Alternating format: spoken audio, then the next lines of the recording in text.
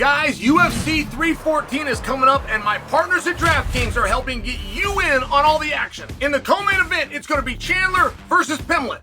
In the main event for the World Championship, Volkanovski taking on Lopez. You are not going to want to miss this fight night, and right now, my partners at DraftKings are offering all new customers $150 in bonus bets when you bet just $5. Download the DraftKings app right now. When you sign up, use the code SONNEN. DraftKings, the crown is yours. Use your $150 at DraftKings same-game parlays for a shot at an even bigger payout. Combine multiple bets together from the same fight. Love the thrill of live betting? DraftKings has got you covered. Bet live on in-progress fights as they happen, which makes watching the fights that much more exciting. If sports betting is not yet available in your state, don't worry. You can still join in on all the fun with DraftKings Pick 6 with a shot at cash prizes. Download the DraftKings Sportsbook app right now. New customers use my code SONNEN. Bet just $5 on any wager and get $150 in bonus bets instantly. That's promo code SONNEN, only at DraftKings Sportsbook. I remember where I was when I got a phone call telling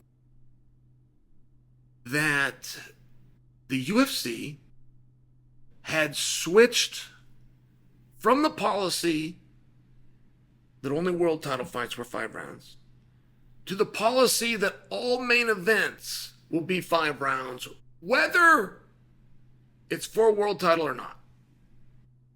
I remember where I was, and I remember telling the reporter on the other end of the phone, that won't hold up. I just thought there would be so much pushback from the guys saying, that's a different sport. That's a different game. That's a different thing that I'm under contract and I have agreed to do. And I would have been wrong. Guys went right along with it, and it was seamless, and off we go. And I got to bring this to you, though, because somewhere along the way, and if I remember correctly, and I generally do remember correctly, it was Nate Diaz versus Leon Edwards, and that was such a big fight, but it wasn't going to be the main event. I believe that was the night that Izzy rematched Whitaker. But even if I have that part wrong, Diaz-Leon was not going to be a main event, but it was such a good fight. It was such an expensive fight. It was such a sought-after fight that an exception was made. An exception to the rule that was made as an exception to the rule. Which is, though, even though it's not a main event, or is it a title fight? Be a co-main event and a non-title fight, but it will be 5 rounds. And I just remember when that happened thinking, this won't last. This is going to be one of those rare one-offs. We're just not going to get guys under contract to agree to do that for the contracts that they've agreed to do. And I had it wrong. But I'm bringing all of this to you to let you know Paddy Pimblett versus Michael Chandler is 5 rounds. I simply did not know that. And I've talked to you guys about this a number of times. And I've told you that there's no room for error for Chandler. Right? At a 3 rounds, Paddy's only got to get 2 of them right. The same would go the other way around, but the way I worded it for you guys in previous pieces is that Paddy's only got to get 2 of them right. And Andrew came up today, does all the stats for ESPN. He comes up to me and goes, hey man, I heard you say that it's a 3-round fight, but it's not. This is one of those non-title fight, non-main events that is 5 rounds. And I wanted to correction, is this a correction piece? But I wanted to make sure that you guys understand that, because do you look at the fight differently now that I've told you that? You should. You should. Every other sport in the world you would look at differently. If we're running a 100-yard dash, and at the last second, we call it a 100-yard dash, but I make it 97 yards. Do you see where that's going to impact your judgment? What if I go the other way? I make it 103 yards. We're going to call it a 100-yard dash. We're going to call it the same thing, but we're going to do something different. What if we went back over time and we looked at all the Super Bowls, but we flipped a coin first, and give me the score after 1 quarter. Whoever was ahead after 1 quarter, that becomes the official result. What if we made it 2 quarters? What if we made it 3 quarters? What if we sit back and we're going to play that same game and we're going to do it for 5 or 6 quarters? Do you see how all of history would be different? Like, you can't take it. You change one thing, you've changed the game. If you go play a game of horse during recess, you're not necessarily going to get the same result if you had played pig, even though the rules were the exact same. If you change one element, you change what we're doing. And when you take an older fighter like Michael Chandler, things are different in a potential 5 rounds. If you take a younger fighter like Paddy Pimblett, who is not in the 5-round club, he's never, talking about Paddy, not only has he never done 5 rounds in one night, he's never even been scheduled for it. He's never even signed a contract that had that potential. And I can just tell you, it can change you. All I can do, like anybody, is come from experience. But I remember the first time that I got a 5-round fight.